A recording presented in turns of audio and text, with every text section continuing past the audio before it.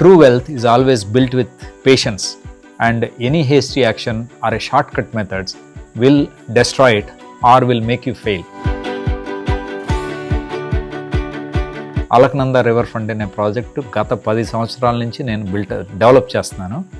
ఇంకా నెక్స్ట్ నా 10 years దీనికి డెడికేట్ చేద్దామని డెసిషన్ తీసుకున్నాను. కానీ గత గవర్నమెంట్లో కొన్ని టర్మాయిల్స్ అయినప్పుడు చాలామంది real estate players Guntur, Vijayawada, Vizag నుంచి హైదరాబాద్ షిఫ్ట్ అయిపోయారు. మళ్ళీ గవర్నమెంట్ చేంజ్ అయ్యి మంచి అట్మాస్ఫియర్ వచ్చినప్పుడు వద్దాం అనుకుని వెళ్ళిపోయారు. కానీ నా ఫిలాసఫీ వెరీ క్లియర్. మనం ఎక్కడున్నామో అక్కడే నిలబడి పోరాడి సాధిస్తే లాంగ్ టర్మ్ సక్సెస్ గ్యారంటీడు, రిజల్ట్స్ బాగా వస్తాయి అనేది క్లారిటీ వచ్చింది.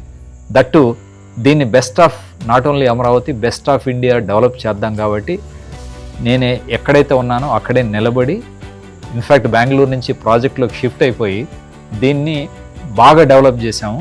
దాంతో ఏమైంది, టుడే చాలామంది చాలా అదృష్టవంతులు ఇట్లాంటి ప్రాజెక్ట్ ఇండియాలో ఉండదు అని చెప్పి ఎవరైతే దీని గురించి భయపడ్డారో, అనుమానపడ్డారో వాళ్ళే చెప్తున్నారు.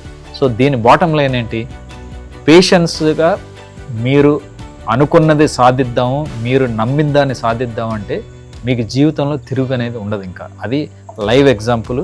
అలకనందాన్ని చూస్తేనే మీకు అర్థమవుతుంది.